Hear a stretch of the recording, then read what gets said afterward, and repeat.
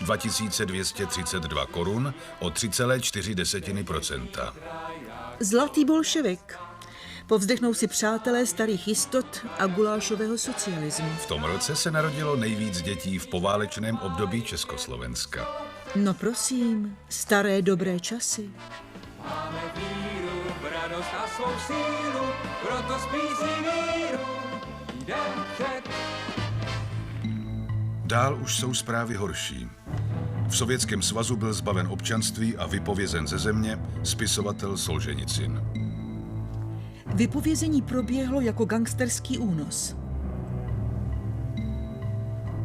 Západoněmecký kancléř Willy Brandt podal demisi. V jeho sekretariátu našli komunistického špiona.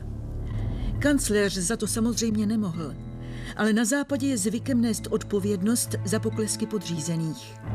To tam jaksi patří k politické kultuře. V dubnu toho roku se koná sjezd československých žen. Předsedkyní ústředního výboru svazu se stala Marie Kabrhelová, nositelka řádů práce a vítězného února. Bez komentáře.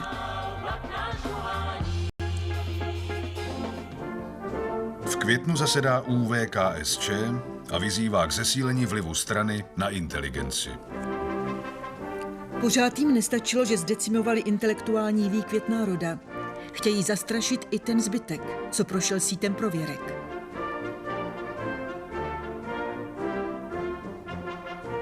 Za to umělce si předcházejí.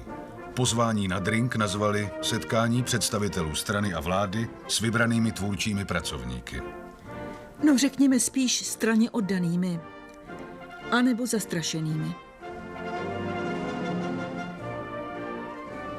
S novináři je strana spokojena, pravil zasloužilý funkcionář Marko, a tak mohli za odměnu slavit Den tisku v Parku kultury a oddechu Julia Fučíka.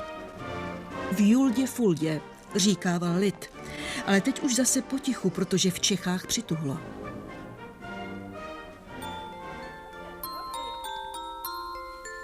Paní Dujkovou na ten slavný den nepozvali, i když měla s tiskem ledacos společného. V té době zrovna prodávala noviny.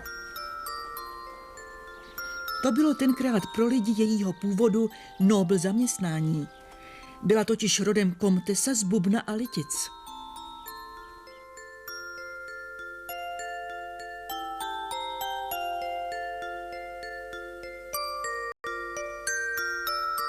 Co jsme vlastně tenkrát o šlechtě věděli?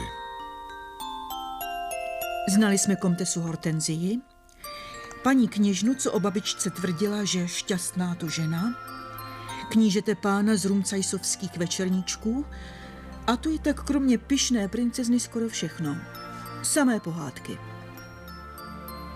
Ve škole nás ovšem učili, že šlechta byla především zrádná, sužovala podaný lid a proto lomikare, do roka a do dne. A teď tohle. Proč nežijete na zámku? No, protože ten zámek v současné době je velice devastovaný a prakticky neobyvatelný. Snad se podaří mému bratrovi časem to zase všechno dát do pořádku a pak uvidíme, jestli se věci změní.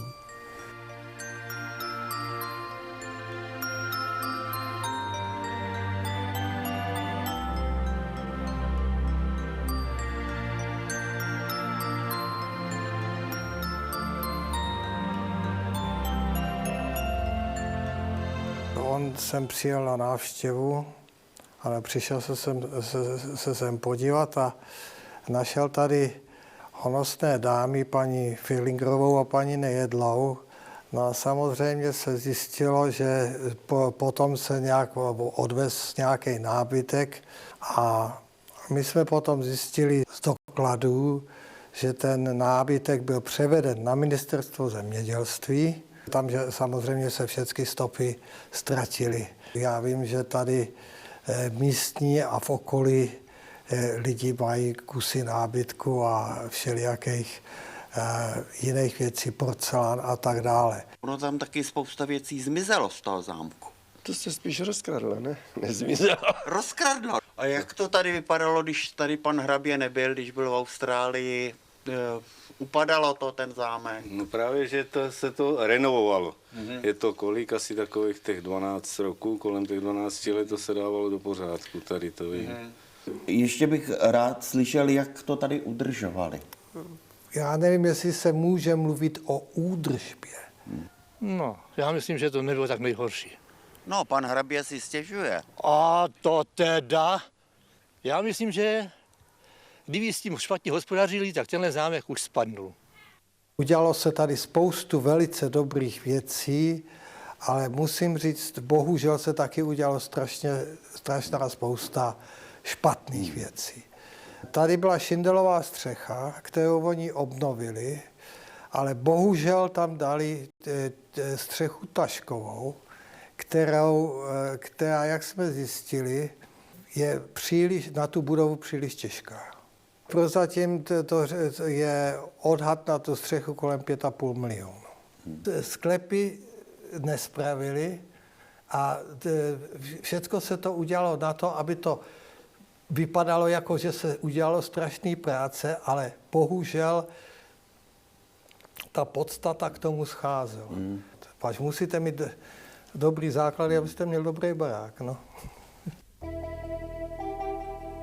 Někdy v těch špatných letech, kdy paní Dujková pro svůj šlechtický původ směla jen umývat nádobí v pražské hospodě u Bumbrlíčků, ještě o tom budeme mluvit, odehrála se na Doudlebském zámku přibližně tato scénka.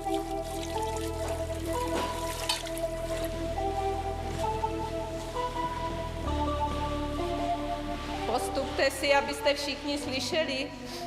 Nyní se nacházíme ve vnitřních prostorách zámku, které nám bubnové zanechali ve stavu, v jakém sami vidíte.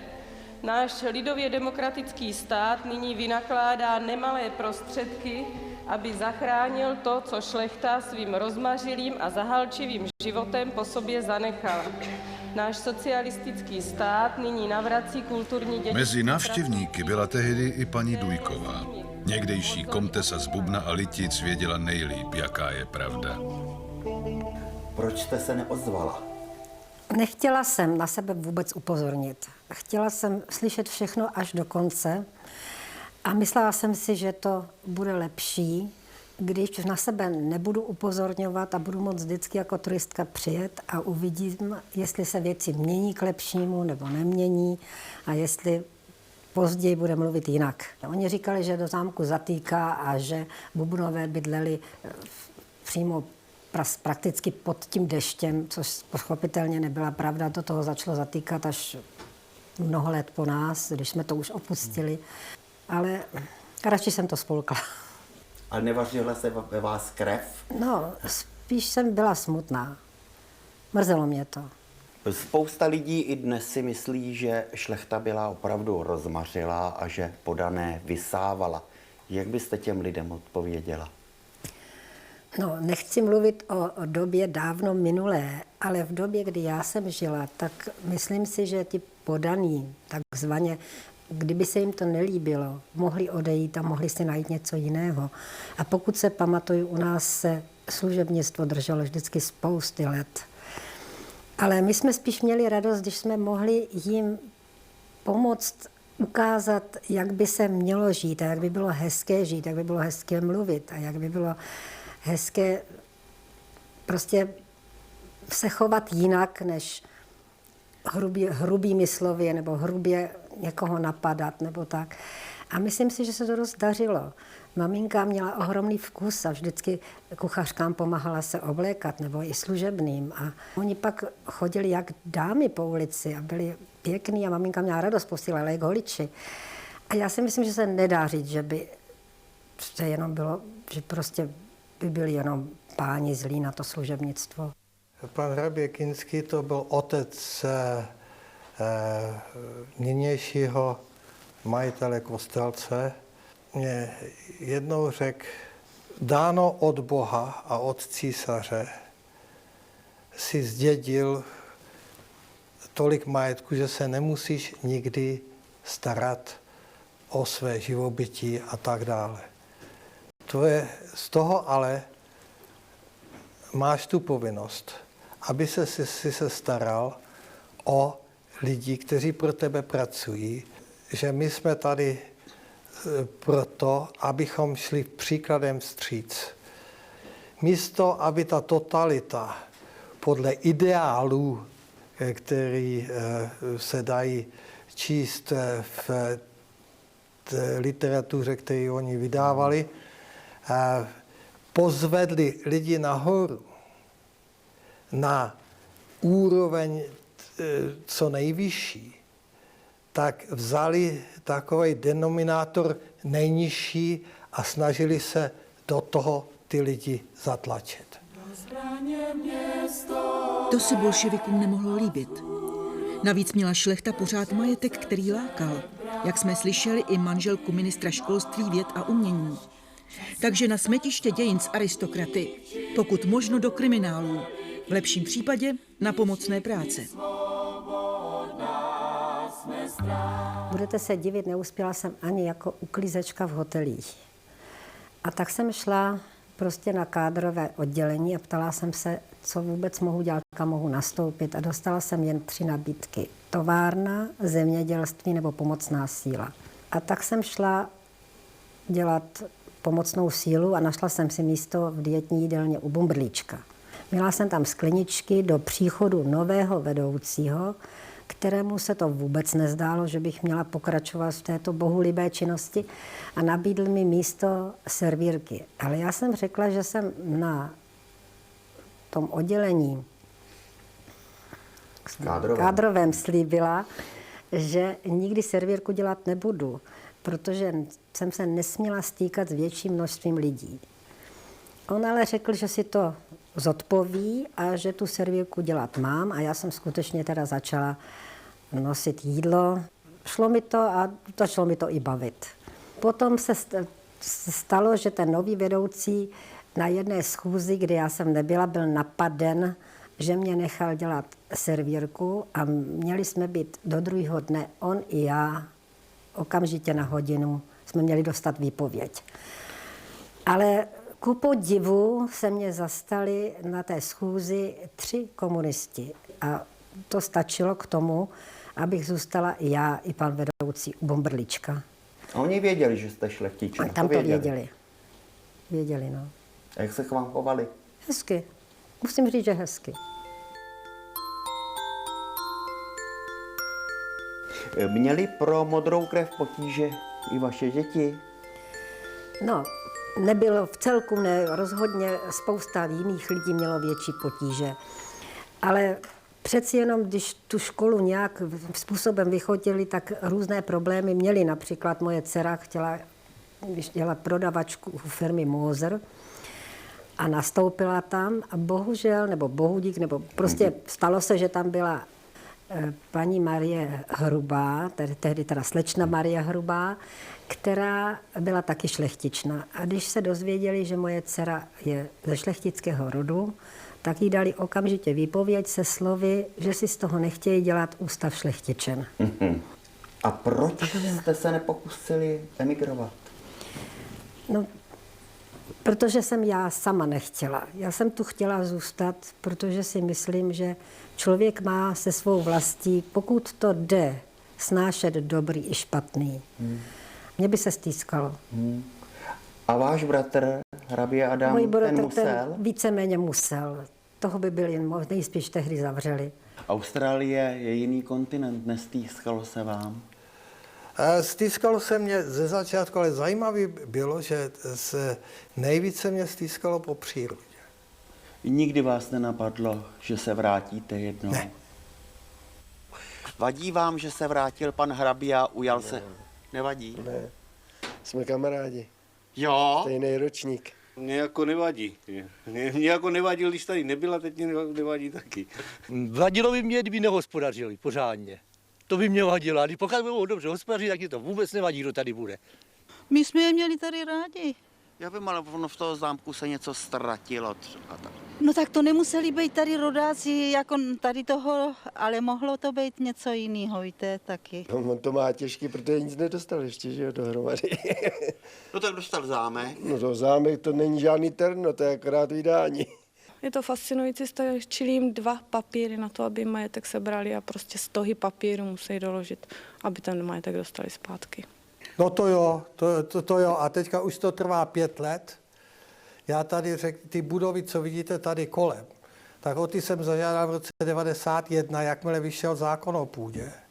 A ještě nemám zpátky. No, když začínal žádat, tak nosil doklady za mnou na úřad na ověření. Nejdřív v malé tašce, pak měl igelitovou tašku, nakonec si pořídil takovou tu větší adidasku a končil tím, že to nosil ve štusech převázaný provazem, protože to jinak nešlo. Měli jsme tady 209 hektarů a statek v provozu. Tady ten majetek je víceméně proto, aby udržel tu památku. Samozřejmě, že jsem na to pyšný, že moje rodina to postavila a že je to architektonicky velmi krásná budova, ale z čeho my to budeme financovat, to ví Bůh. Které vlastnosti musí mít šlechtic? Nemusí mít nic. Tady nejde o to, že by musel, ale že chce.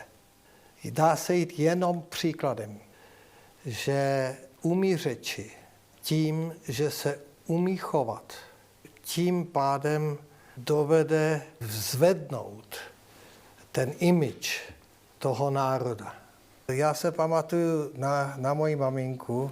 Ona říká, Čecha poznáš podle toho, jak jí. Ona neřekla jí, ona řekla něco jiného. A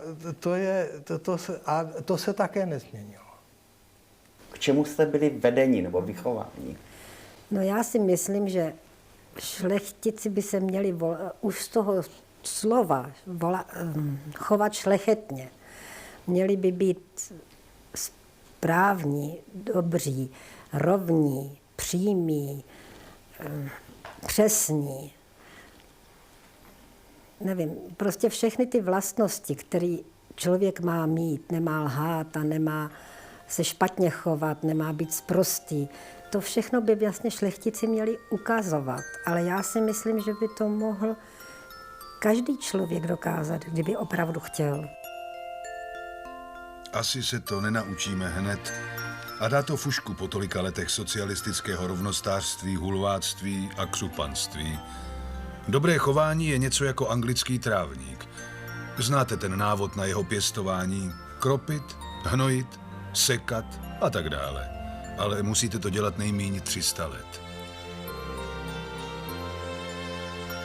A co kdybychom začali už teď?